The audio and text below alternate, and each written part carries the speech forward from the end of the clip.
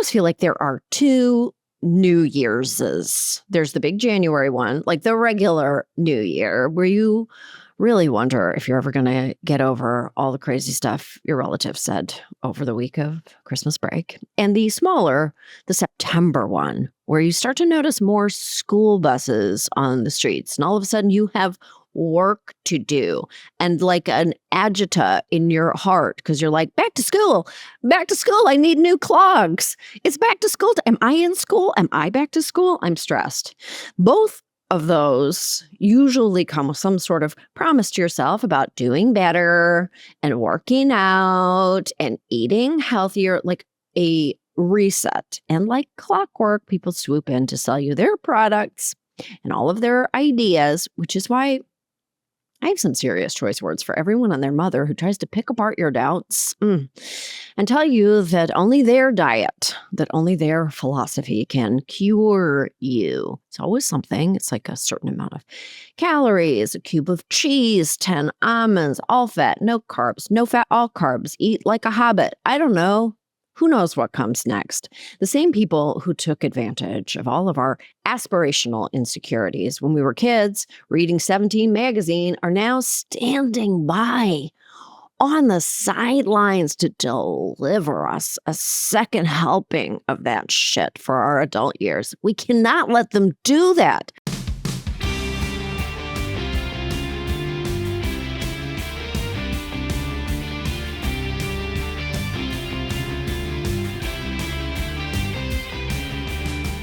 Okay, this is Choice Words. I'm Samantha Bee. My guest this week is journalist and author Casey Johnston. Her new book, A Physical Education, How I Escaped Diet Culture and Gained the Power of Lifting. I can't say enough about it, actually. It's one of my new favorite books, and I have to say, it has actually changed my life.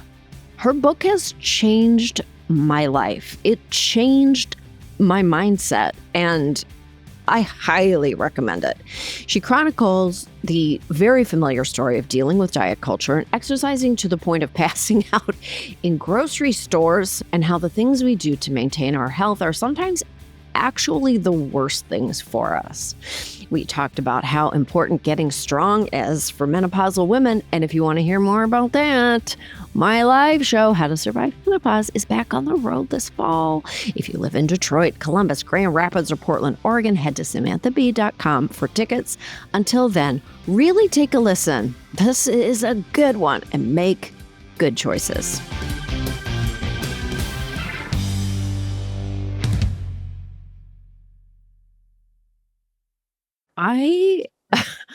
I'm such a huge fan. Like, this is a very exciting. I have your book. Ooh. I read it cover to cover. It's like fantastic. Thank you. Are you tired of hearing compliments? Because I feel like your book is it never gets old, especially from people where it's like, I find, I would rather have like people whose opinions I value. I can't get enough of that specific thing. You can hear it from people. Not that I'm hearing it for like billions of people, but like, sure, that hits harder than just like in general, Well, I'm going to flood you. I'm going to just flood the zone for like 1 sec, because I will say that my unvarnished opinion of this book and this like this empire that you kind of have created is that it is like one of the most life-changing books that I have read in the last decade. I can't believe that. Yeah. That's wild for you to say.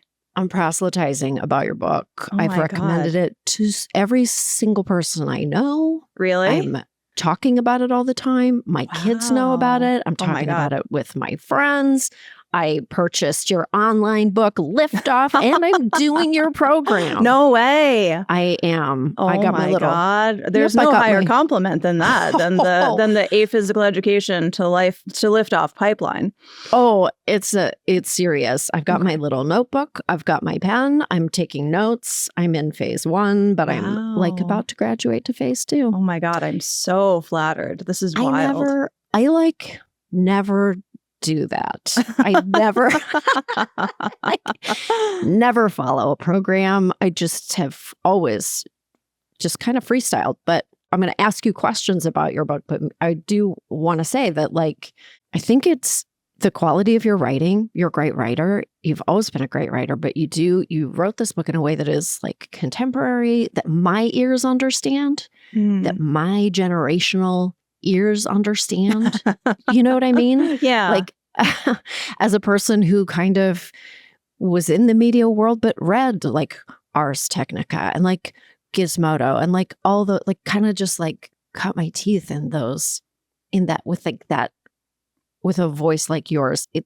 I'm ingesting this information in a completely new way. And you're deploying science, which I love, but it's personal and it's like readable and relatable. Okay, so if no one knows what I'm talking about right now, your book is really about your journey to weightlifting and the science of heavy lifting and gaining strength.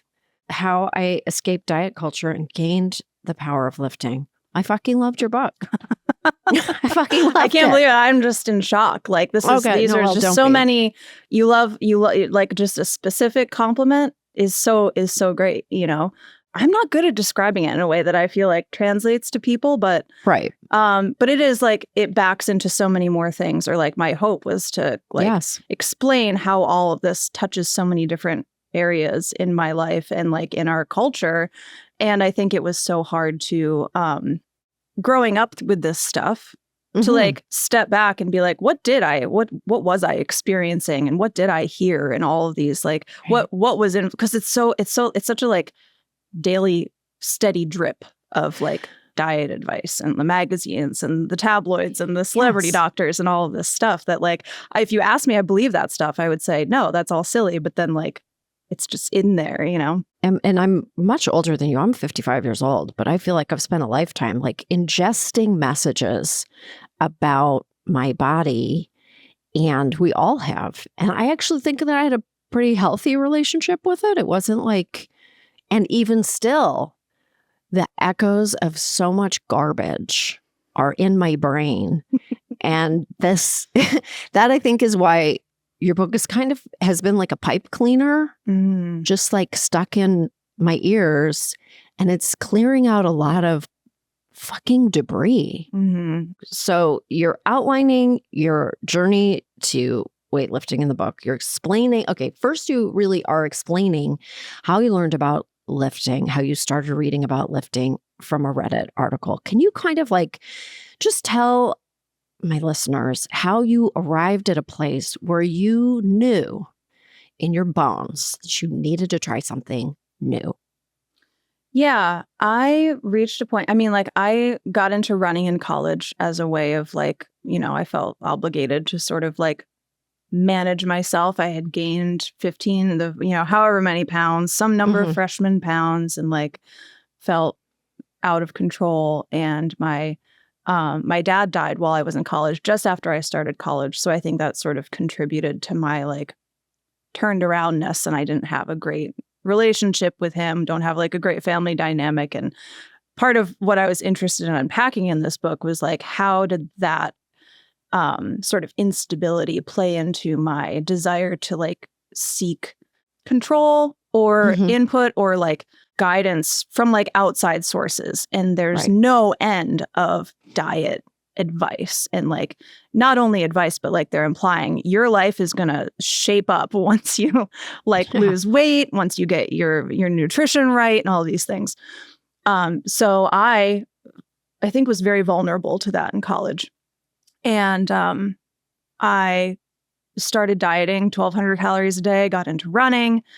And the more I did it, I never quite lost the amount of weight that I wanted to lose. I was like running more and more. I felt like I was eating less and less. And it just like wasn't, not only was it not having the effect that I wanted, it also wasn't clicking together, where it was like, I never feel like I can just sort of stop thinking about this stuff. If anything, I'm thinking more and more and more about, or just like thinking about all the stuff that I can't do, that I like can't eat, or that I can't not run. You know, if it's like raining outside and I can't run, I'm like anxious about it. Yeah. You are very detailed too about like kind of like balancing like if you ran this many miles, it kind of like would open up an avenue for this much intake. Like it was, everything was very monitored. Yes. When you're counting calories, or like that style of counting calories that I learned at that time, where it was sort of like you burn this many per hour, whatever, that you do cardio, and then foods are all this much. So you can sort of like exchange exercise for food.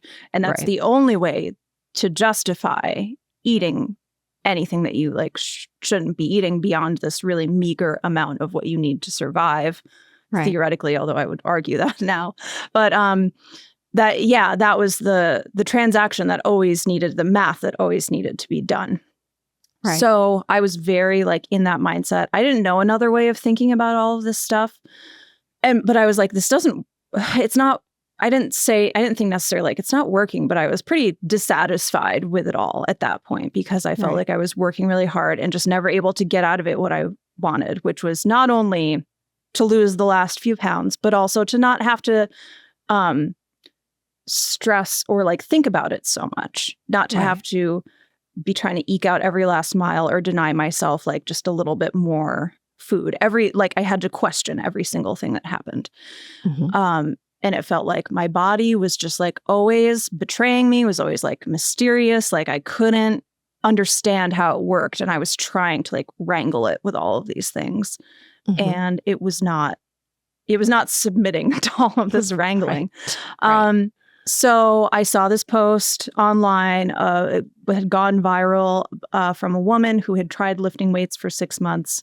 And she talked about her routine and how much she was eating, which was a lot. She was not working out. She was working out 3 days a week for like 30 minutes, which was less than half of how much I was running. She was eating twice as much as I was. And she had before and after photos. And the significant thing about them was that she had not like bulked up as I had always been told that lifting weights would do to me. Right.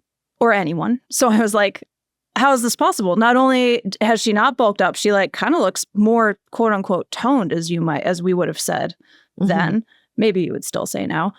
So I was like, this seems almost improbable that she can do everything the opposite of what I'm doing, and she's like getting the results that I want. And she didn't even lose any weight. She wasn't losing weight, like trying to lose weight. How can there be this entire other mode of existence where you do everything the opposite of what I'm doing, and not only does it not like unravel all of my quote unquote hard work, but it all seems to fit together better, and she seems really happy, and she seems like she's enjoying the lifting, whereas I hate running. And so I had to look more into this, and that was the sort of rabbit. I never really thought about it this way, but that was like the white rabbit of the whole thing, Right. And I guess what was the first move that you made in this years-long journey? The first thing I did was I got this book called Starting Strength, which was at that time and still is like sort of a central text of how to lift weights, but it's very dense. It's like hundreds of pages. There's 100 pages alone on how to squat. But I'm a reader. So I was like, this is my perfect thing. If only I had known maybe the thing to read, maybe I could have gotten into it sooner. But so I found the book, which was recommended through this Reddit, and started reading it, tried practicing the lifts like in my room to the extent that I could, just like in the bath mat size area of floor that I had in my apartment in New York at the time. That was it. That was the first sort of foray. But then there was the mountains to climb of like joining a gym or like how to eat. There were a lot of like things that had to come together, but I was like, I think compelled enough by the image in the distance of like, okay, these things all can fit together if we can just sort of like learn all of the right new information about this. At what point, I guess, did the goal begin? Like, I guess, what was your original goal? Was it like, I've got to try something completely antithetical to what I've been doing, because what I've been taught and what I've been executing on is not bringing me happiness. So why don't I try something completely different?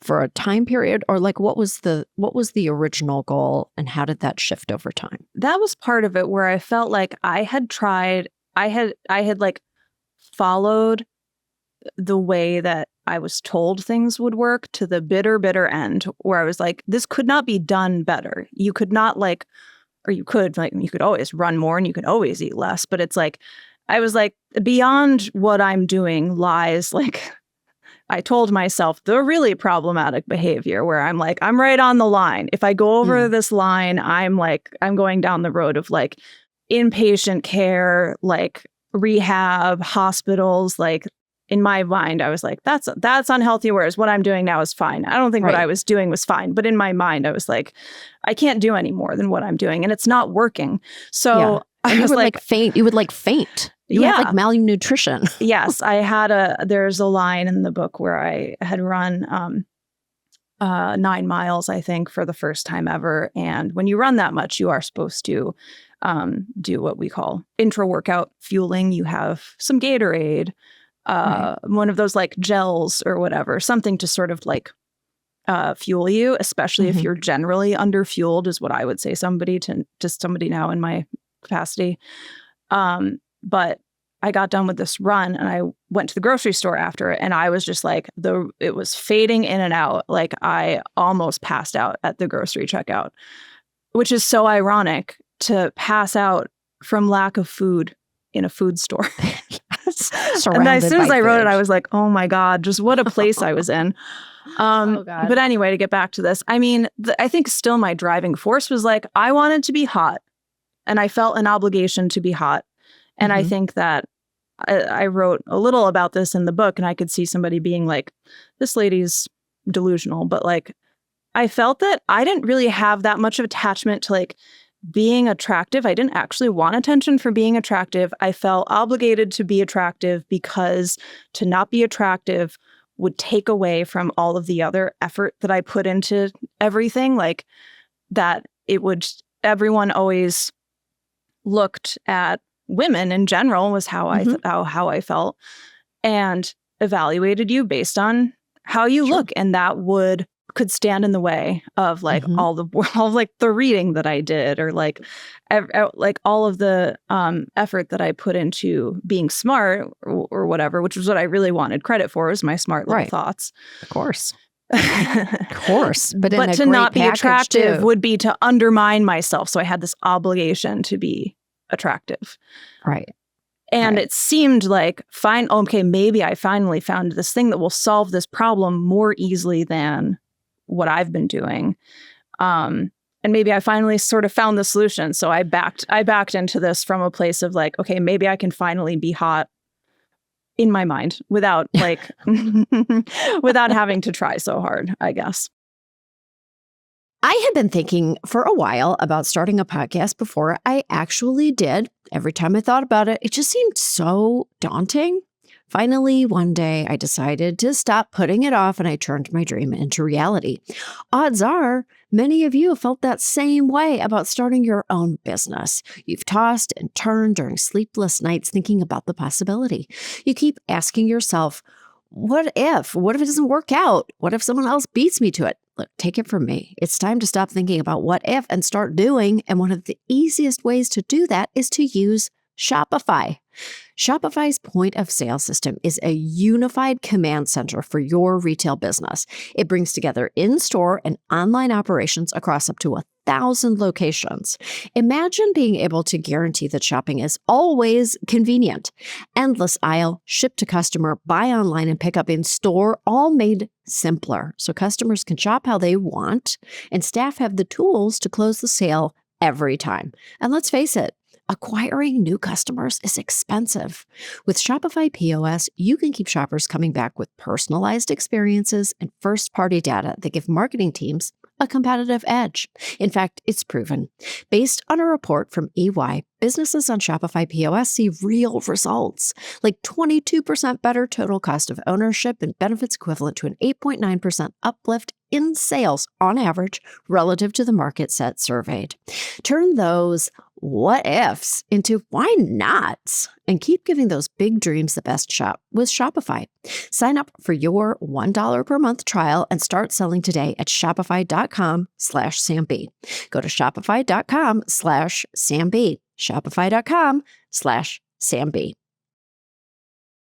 I bought Starting Strength. Like, I'm like literally like all in. Wow, you're all the way in. Yeah, no, all the way in. 10 toes down. 10 toes. I'm like, listen, I got to try something. I got to do something new. I'm like, I'm right there. I'm like, let's fucking throw everything out the window and try something different. Because what is not working is what I've been doing forever. Yeah. So definitely also read Starting Strength, and it is not like a book that you would just like leaf through in a bookstore and take home. Yeah. It's like a reference text. It's not really something you would sit down and like read until you're done. But it has a good personality in the sense that it's definitely like, I don't know, like a lot of it is like, I don't know, try this, don't try it. You go to a gym and you're going to use those stupid machines. Well, that's dumb. It's not going to work. Anyways, good luck.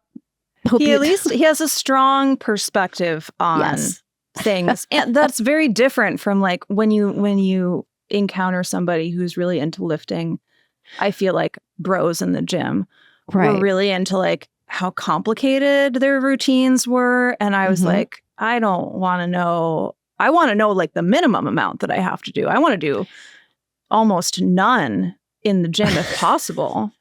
And then whatever, like what sort of minimum amount I can do. I don't want to do like chest and biceps, back and biceps, legs, like all on separate days and like all 12 movements and all sets of 10. Like, I was like, no, like, and Starting Strength is like 3 sets, 5 reps, 3 movements. Yes. It's very simple. I was like, thank you. That's all I wanted.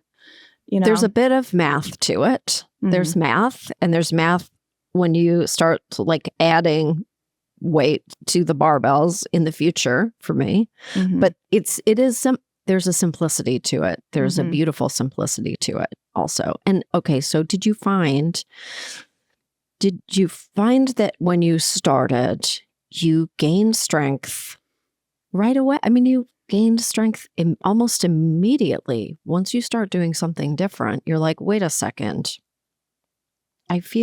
Tell me about the feel when you first noticed in your body a change where you were like, wait, I'm actually standing a little straighter here. Well, the thing that I also didn't know about lifting was like, I didn't really know, like you go to a gym and you see the weights.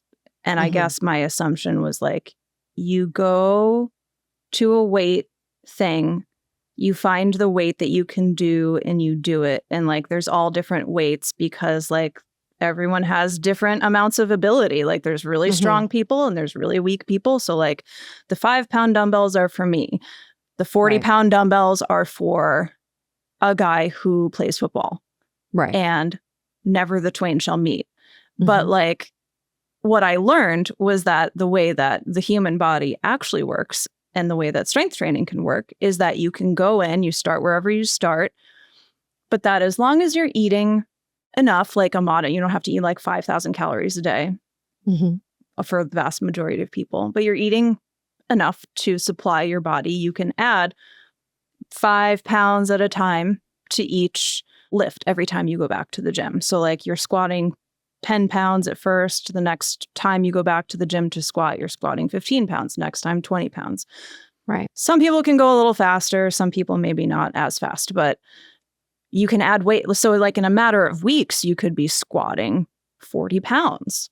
Right. And in my world of objects, I guess, one of my big nemesis in life was so like I didn't have a lot of money and my economics dictated I had to buy like the sort of cheapest form of cat litter that I could for my cats.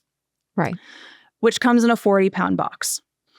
And when you live in New York, you don't have a car. you have to like bodily carry everything. This was the days before like delivery, but like ample grocery delivery. But even today, I just schlepped so much shit from the grocery store, and I just look like a monster. Yeah, I can't get everything delivered. You have to carry stuff. Yeah, even if it gets, in New York, even if it gets to your apartment, you probably have to bring it up how many stairs. Yep. So that was just like the worst part of my domestic life, was having to deal with this giant box of cat litter. Mm-hmm. Not to mention that you have to lift it in order to pour it into the box. And it's such an awkward, it's not that awkward of an object. I guess it's a box. It's I don't know. It's not heavy. Easy. No. So that was very difficult. But then like over not that many weeks of lifting, it was kind of like, oh, so many of these things, like in your daily life, you probably don't lift a lot of things that are like more than 40 pounds, but it's like groceries, furniture, heavy doors, like cat litter. It's like suddenly like, oh, all of it, like I can just kind of do it in a way that it used to be. I used to have to fight everything in order to move it. And all of a sudden things were coming so much more easily to me. Like I was on an airplane recently, sitting in the row with the exit door, and the flight attendant came over to give me the speech, and she was like, okay, real quick, are you physically capable of pushing this door? You pull down the latch, you pull it in, you turn it to the side, you shove it out, it weighs 35 pounds. And I was like, yes, absolutely. And then I spent the rest of the flight going, I just lied to the woman. Everyone's lying. I can't move that door. Yeah, not to judge people based on how they look, but I've definitely seen people like sort of unable to put their own carry-on in the overhead. No shade to them. That's totally fine. But then they're sitting in the exit row, and the we're all flight attendants asking them, "You're ready, right?" And they're like, "Uh-huh." Something that I can't believe I literally in my entire life have not reflected on, that you demonstrate, that you talk about throughout the book, is the importance of actually resting your muscles to heal them, to help build them. No one talked about this like more than a couple of years ago, really. They maybe still don't enough, This is a revolution in my brain. So I'm still kind of grappling with it. Like the literal importance of taking 2 days in between workouts to just not do stuff. Yeah. To not exercise. Yeah. It's literally like, we're all familiar with falling asleep, but that's like something we've really fought. Only the last couple of years too, people have been like on a tear about getting enough sleep. But during the hustle culture years, it was kind of like, how can we get by? Everyone was like, polyphasic sleep. We're all taking 20-minute naps every 6 hours, and then we have more time to do all of our hustles. Sure. But it's like biologically, we can't do without sleep. And biologically, our muscles cannot grow without time to rebuild them after they've been challenged in the way that lifting weights does. This is brand new. This was brand new information. Oh, it was brand new to me too. It's fantastic information. First of all, it is also, as a person who I love cardio, I love it because for me, it relaxes my brain. It gives me that beautiful endorphin rush. I feel like I come into myself. It's like the only time of true surrender mentally for me is very hard cardio. But it's like my body and mind needed permission from an outside force to say, this might not actually be as good for you as you think it is. And it might actually be wearing you down in ways that you have not thought about. It's tough when it's like you're used to the sort of like salvation of hard work, Yes. that's like the route through which all things are possible. Yes. But it's like, what if it's not, What if it's not? What if it's not? What if it's not? And what if you just try to not do that? It doesn't have to be forever. And I'm sure, so I bought your ebook, Lift Off, Couch to Barbell. couch to bar balance, fucking great. As I said, I'm doing it, but like what it is so helpful. The reason it's so helpful for me is because it gives me a very clear plan that I can follow, like a gold star Catholic school girl. Like I need somebody to tell me what to do and how to write it down, how to make notes about it. It's like, it's really checking a lot of middle-aged woman boxes, but also that kind of like A student, but those boxes too. Yeah. Where it's like, here's a plan, do or do not do. But if you're going to do it, you actually have to do it. Or you won't get the result that you seek. Right. Yes. It matters that it's like all of the pieces. You need like all like the sort in the like cheerleader pyramid of lifting stuff. You need like the food and the rest and the lifting as well. Like you can't just lift and then go home and like, I don't know, run 5 miles and then sleep 4 hours and like be like, why do I hate going to the gym? It's like, well, right. You've not rested. You're not, you've overtaxed. You've undone all of the work that your muscles just did. Right. And you're not going to be as strong tomorrow. Like it's actually, it's a real mindset. I think one of the most compelling images for me is the graphic of an avocado. People do love the avocado. Well, graphics. You know what? I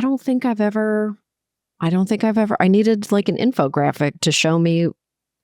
It's really about getting small, like what getting smaller looks like to your muscles. Can you kind of just describe it to our listeners? Yes. So basically I use the concept of an avocado, I guess, where in an avocado, you have the sort of fruit of the avocado and then you have the pit of the avocado. So like in my conception of this, the pit is your muscles and the meat of the avocado is your body fat.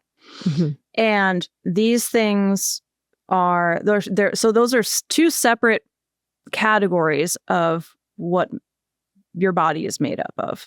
Right. And when you sort of diet indiscriminately, you're losing weight, quote unquote. The weight that you lose can come from both your body fat and your muscle mass. But then oftentimes, if you are somebody who diets in that indiscriminate way, you'll stop dieting and you find your weight rebounds. And usually what happens in that case, unless you're doing something very specific to help your muscle be preserved, the weight that you regain then is all body fat. So you have so every time you kind of go on a diet, go off of a diet, go on another diet to like lose the weight that you gained after the last diet, you're sort of slowly exchanging body fat or you're exchanging muscle mass for body fat, depleting your muscle mass. And then you oftentimes, for a lot of people, end up the same body weight that you were when you started, but through this indiscriminate dieting have lost a lot of your muscle mass. And your muscle mass is what, contributes a lot of regulation to your body. It contributes, it's like the main driver of your metabolism. It is like all of your physical facility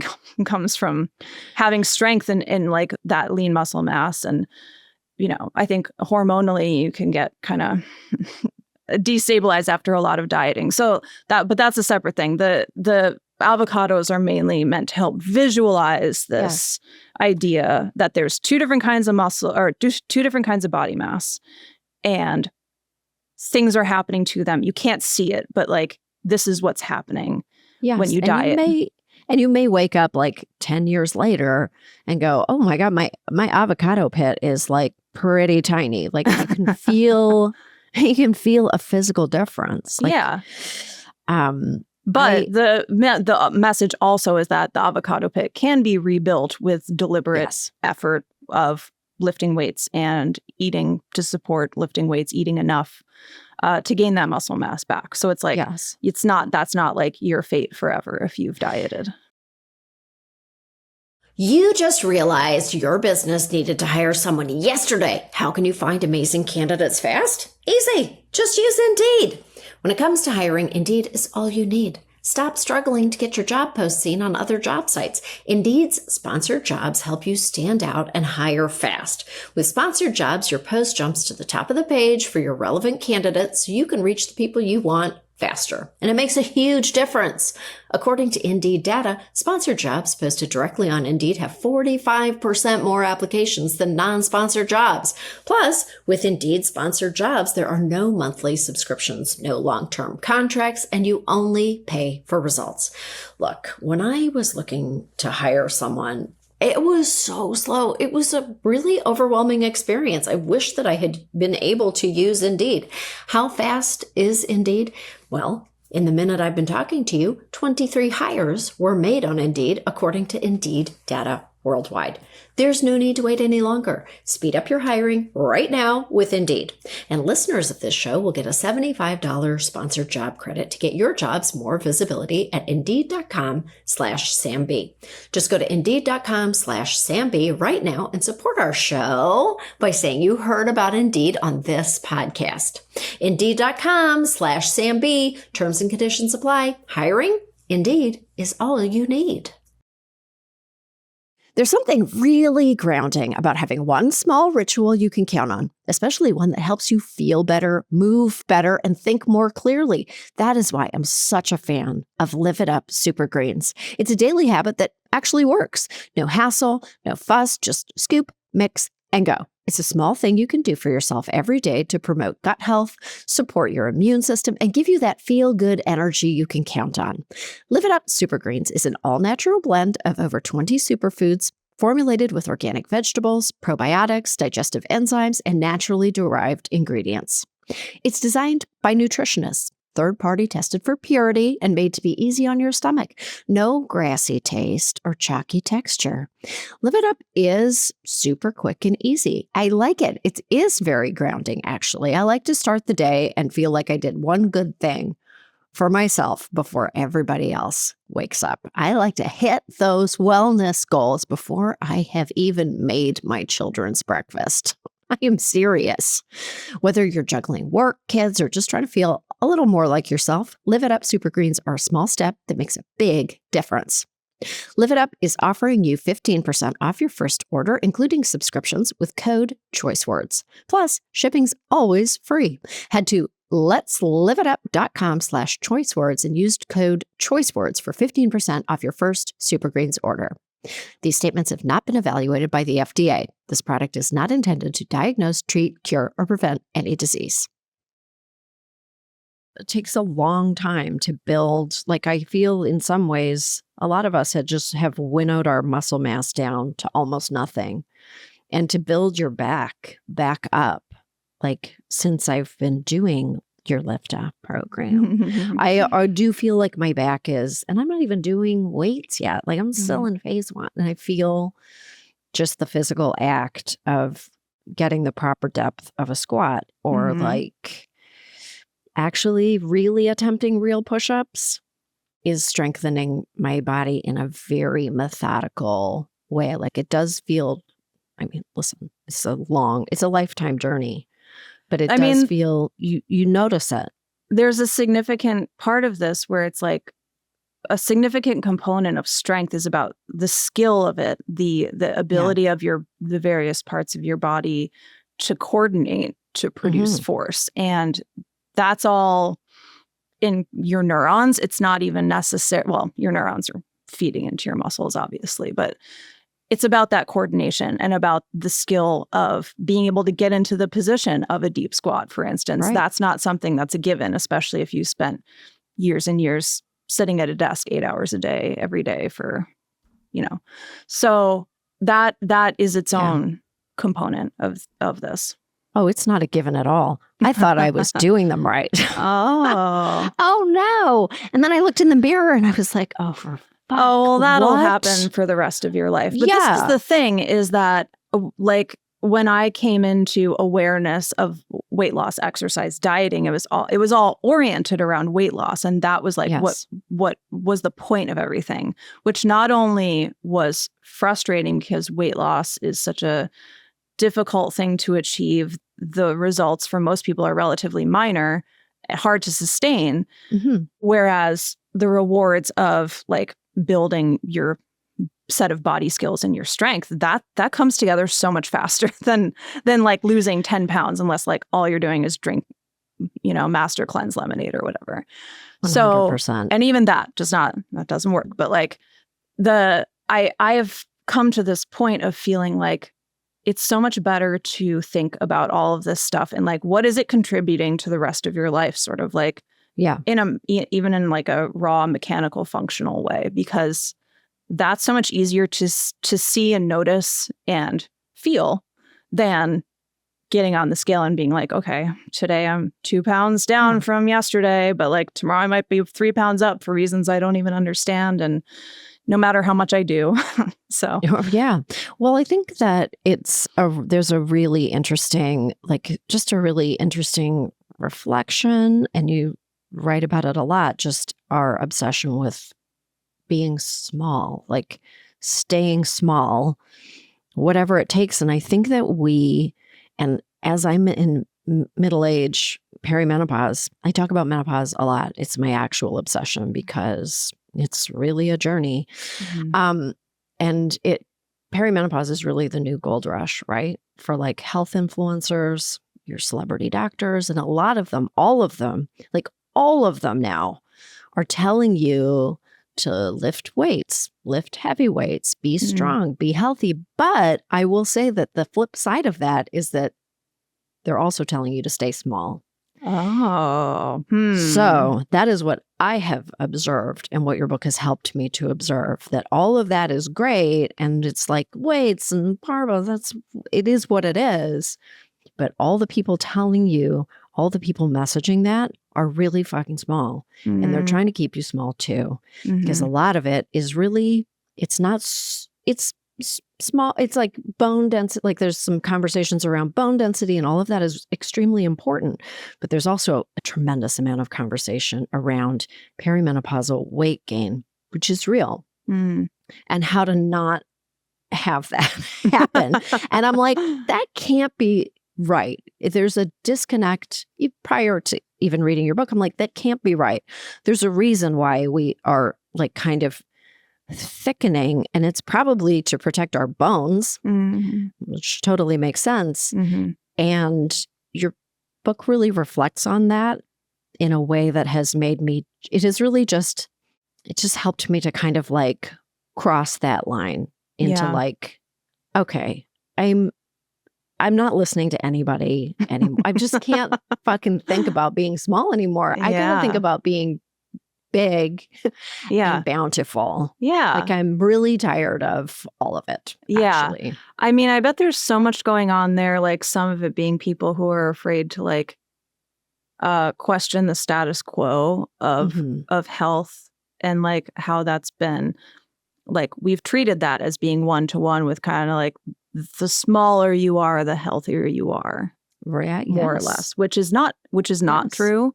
Not only not true, but there's a good study. I mean, you could probably draw something out specifically about the population of perimenopausal women, but speaking for the general population, there's research that shows that when you have lifestyle factors sort of normalized, like you have a set of people who don't drink, don't smoke, or they exercise like sort of a basic amount, and they have like their nutrition basically taken care of, that the mortality effect of body weight up to like a pretty high point, like even into the class of like obesity, the effect of greater mortality disappears when you have those lifestyle effects. Like, point being, it is as meaningful for a person of a higher body weight to exercise and to eat,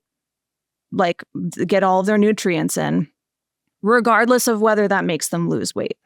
Yeah. So like, I think that has not percolated into our consciousness. I think there's a lot of people who are afraid of like putting into people's heads that they don't need to lose weight because then they think they're going to, I don't know what goes through their heads, but like those things just are not as one-to-one as we have long believed. And I do think that a lot of that, well, I was trying to tell someone the other day, I'm like, all of those insecurities that we were literally fed, like just like a goose getting fattened up, like just like full servings of insecurities in 17 magazine, like our entire lives. Believe me when I tell you that when you hit perimenopausal age, they are all those practitioners are standing by to serve you up a full lifetime helping. Oh, boy. So like, I am excited for your next phase of writing, which will be to talk to all the perimenopausal. And like, because to a person, we're experiencing muscle loss and awakening to it. And this is why I'm recommending your book to every single person, every peer of mine, because it's really it's a game changer. Thank you. Thank you so much. Yeah, I think there's a lot to be. I mean, this notion of you lose muscle when you get older is so dependent on a particular lifestyle that I don't think is a given for people. Right. Just because of their age. I once had a Pilates instructor, like I had one class with her. It was like decades ago. And she was so strong. She was like Austrian. And she was like, had this, like, she just like her whole body, she was like, she was like muscular and beautiful. And she was like 100 years old. And she could have broken everyone in half. Oh, I bet. In the best possible way. And I was like, I want to be like, I think about her often. She has no memory of me whatsoever. Literally 45 minutes to 20 years ago in Austin, Texas. And you almost can live forever. It's godlike. There's something godlike about it, which you reference. There's something to it. Yeah. Yeah. She probably, I mean, I wonder where she is now. She's still just thriving. She's now 112 years old and she looks exactly the same. One of the things that I also loved in the book was about like the history of strength training. And speaking of being godlike, I kind of like, you really start at the earliest ages of kind of developing Christianity and the interconnection of Christianity and the human body and the denial of the animal self.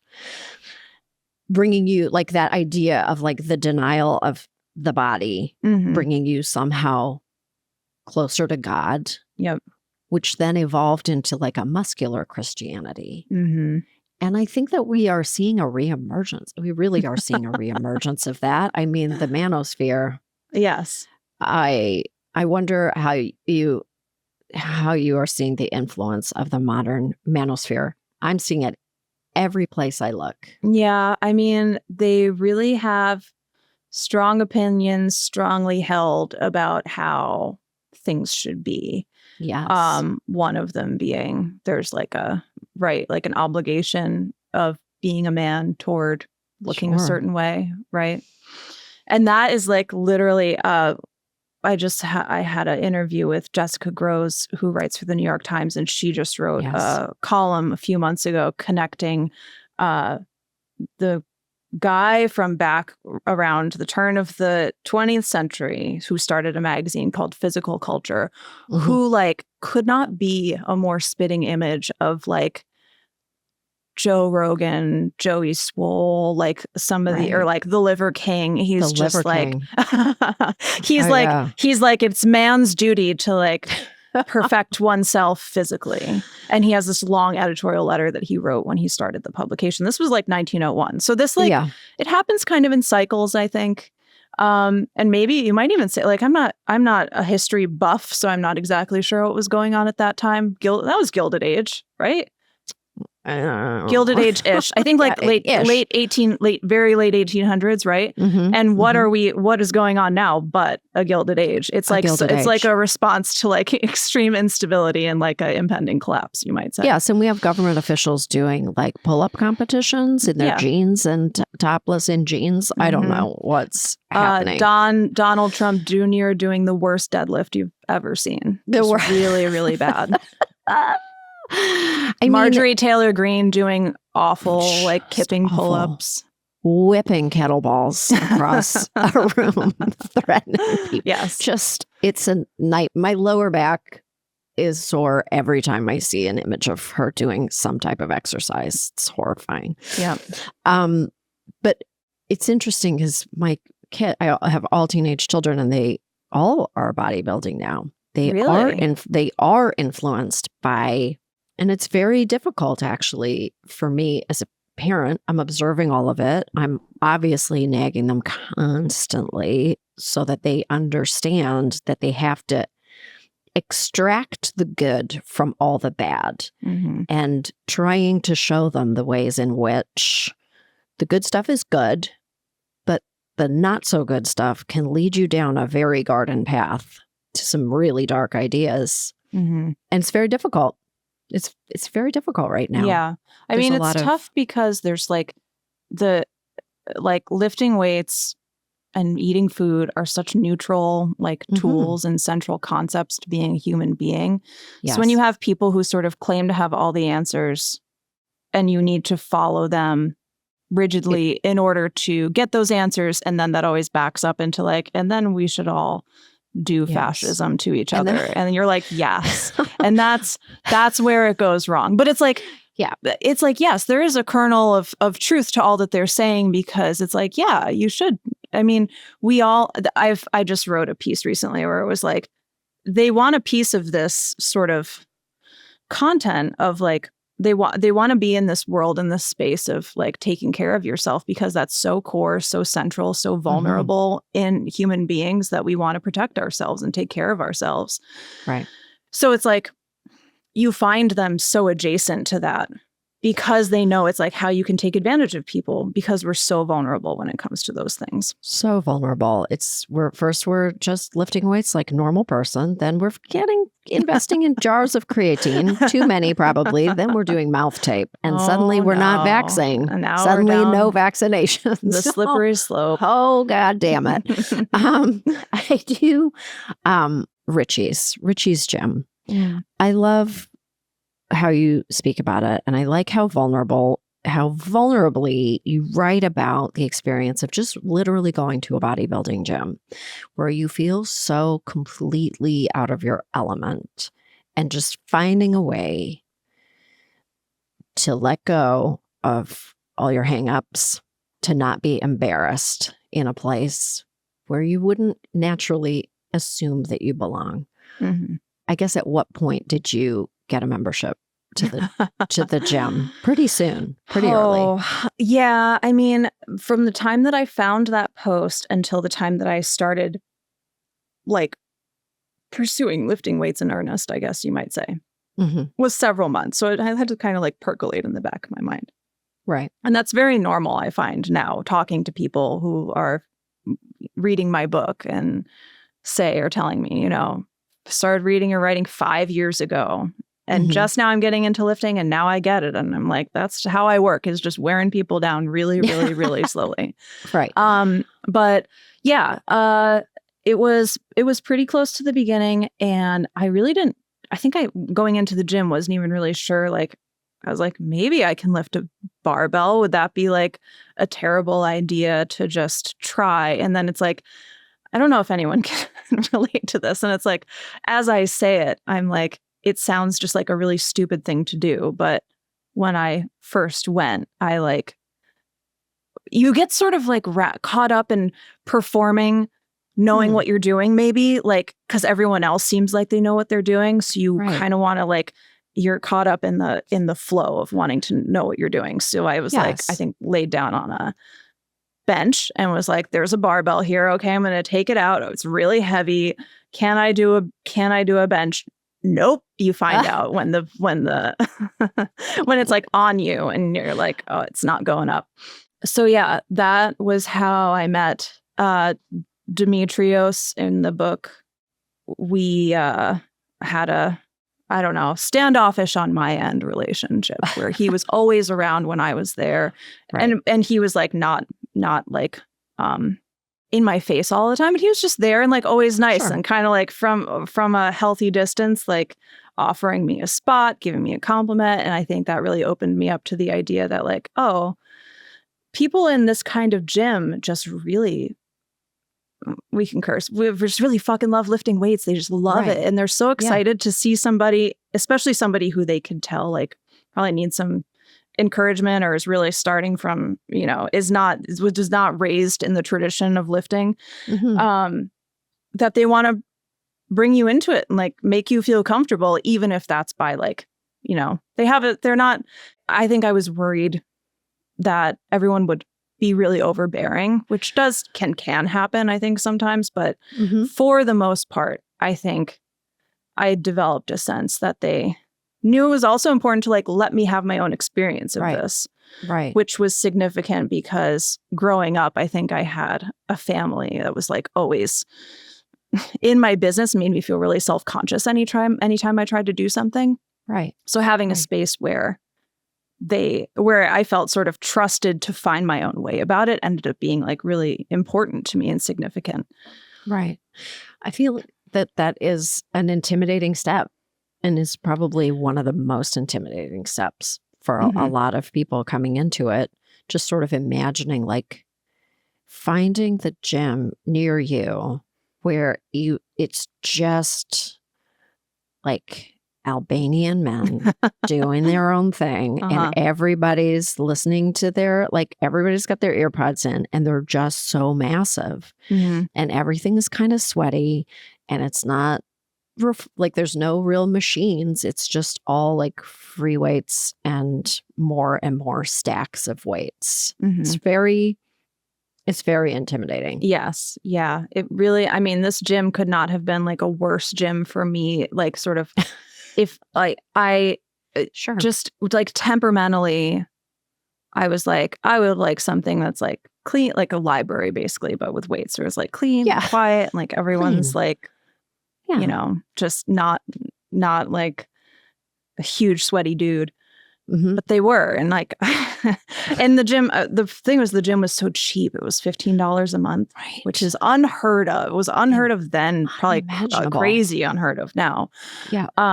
So I just couldn't pass up that deal. But yeah, it was very intimidating. And it's hard to even like say how I got through it. I mean, I would just put on like 7 layers of clothes and like I didn't have big headphones, put in my earbuds and just be like, I'm not going to talk to anybody. Like if anyone tries to talk to me, I'll pretend I can't hear them and just like, you know, trying to get through it. But I end up comparing it to like, you started a new school, you started a new job, like same thing. You don't know where anything is. Everyone's like new to you, but they all know each other. And it's like, it's hard to, I think for a lot of people, conceive of putting yourself in more of those situations than you really have to. But the thing is, the first time is always going to be the only time it's the first time going to the gym. And every time after that, you'll be a little more comfortable. And eventually one of the sweaty, maybe not as muscular people, but the people who just like seems like they know what they're doing. Right. It is just kind of like do or don't do. Like it's, you know, you're not going to get the same. I don't think it's going to be the same experience to go like, listen, we used to have, what are those women's gyms called? I don't think they exist anymore. Oh, Curves. Yeah. You're not going to get the same. It's not going to be like that at a Curves. You have to just go to a place where all those plates are, where all of those. Listen, I haven't crossed that Rubicon. I'm like looking around my neighborhood now. I'm like, where can I go? There are Slavas? Okay. There are so many more gyms now where their whole thing is like being inclusive and helping people get into lifting. Like when I started lifting, I think there were like 2 or 1 lifting gym, like true like sport oriented lifting gym. There were 2 versions of Richie's, which is not really what I'm talking about. But now there's like 10 such gyms in Brooklyn. That's good. Maybe more. So it's like gym owners have caught, I mean, like even Planet Fitness has caught on, honestly. I saw a picture where they had racks, actual lifting plates, barbells, the whole thing. So even Planet Fitness has caught on at this point. But somehow I feel like they might ruin it. I don't know. They might. I mean, I think I just saw something that they still have the lunkhead like no lunkhead policy of like, don't make too much noise. So I don't know how those two things go together, because it's very hard to lift real free heavy weights without clanking them. Oh my God. Oh, I can't believe we've talked for an hour. I could talk to you for 7 more hours. I really, I want to really thank you for this book and for everything that you're doing. I'm so flattered. I'm so glad you liked it. So happy to hear. Oh, yeah. Thank you again. Yeah, thank you.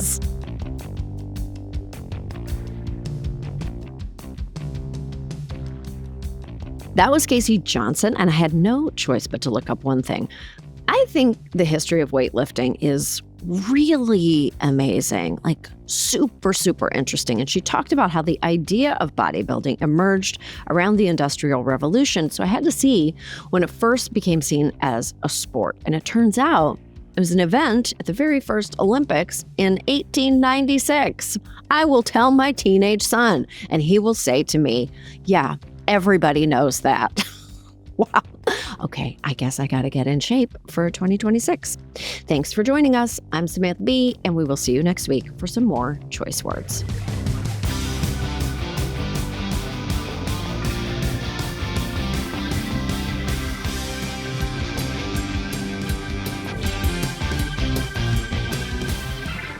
Thank you for listening to Choice Words, which was created by and is hosted by me.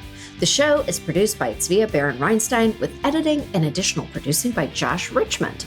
We're distributed by Lemonada Media, and you can find me at RealSamB on X and Instagram. Follow Choice Words wherever you get your podcasts or listen ad-free on Amazon Music with your Prime membership.